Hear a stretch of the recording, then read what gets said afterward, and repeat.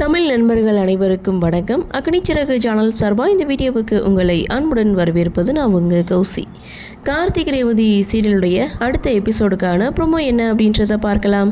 அதுக்கு முன்னாடி இது வரைக்கும் நம்ம சேனலை நீங்கள் சப்ஸ்கிரைப் பண்ணலன்னா பண்ணிக்கிறீங்க. கூடவே இருக்க பெல் ஐக்கானையும் கிளிக் பண்ணி அதில் ஆல் அப்படின்ற ஆப்ஷனையும் கிளிக் பண்ணிக்கிறீங்க. அப்போ தான் நான் போடக்கூடிய வீடியோ உங்களுக்கு உடனுக்குடன் நோட்டிஃபிகேஷனாக வரும். சரி வாங்க ப்ரோமோ என்ன அப்படின்றத பார்க்கலாம். லாஸ்ட் எபிசோடை பொறுத்த வரைக்கும் ஏற்காட்டுக்கு ஹனிமூனுக்கு போன கார்த்திக் ரேவதி இவங்க 2 பேருமே வீட்டுக்கு திரும்பிட்டாங்க. வந்த இடத்துல ரேவதி கடத்தப்பட்டதையும் கடத்தினது மாயா அப்படின்றதையும் கார்த்தி போட்டு உடைச்சிட்டாரு. மாயா சாமுண்டீஸ்வரியுடைய கோபத்துக்கு ஆளானாலும் கார்த்தி இந்த விஷயத்த நானே ஹேண்டில் பண்ணிக்கிறேன் அப்படின்னு சொல்லிட்டு மாயாவை பார்க்க அடுத்த செகண்ட் அங்கேருந்து கிளம்புறாரு.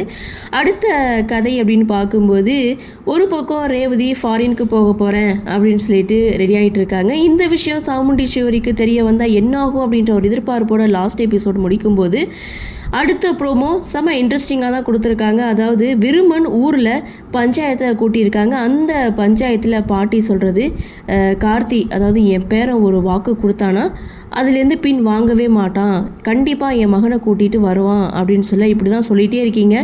ஆனால் அதற்கான எந்த ஒரு ஸ்டெப்பும் எடுத்து வச்ச மாதிரி தெரியலையே அப்படின்னு விருமன் பாட்டிக்கிட்டே பேசிகிட்டு இருக்கும்போது அப்போ ஒரு மாஸ் என்ட்ரி கொடுக்குறாரு கார்த்தி பஞ்சாயத்தில் என் மாமனை நான் கண்டிப்பாக கூட்டிகிட்டு வருவேன் அப்படின்னு சொல்லும்போது ஊர் முன்னாடி விருமனும் பார்த்தீங்கன்னா கார்த்தியை கேள்வி கேட்குறாங்க. அப்போ கார்த்தி சொல்கிறாரு வர்ற வெள்ளிக்கிழமை என் மாமனை கூட்டிகிட்டு இந்த ஊருக்கு வரேன், இந்த கோவில் கும்பாபிஷேகத்தை நான் நடத்துகிறேன் அப்படின்னு சொல்லும்போது விருமன் இதை நம்பலை.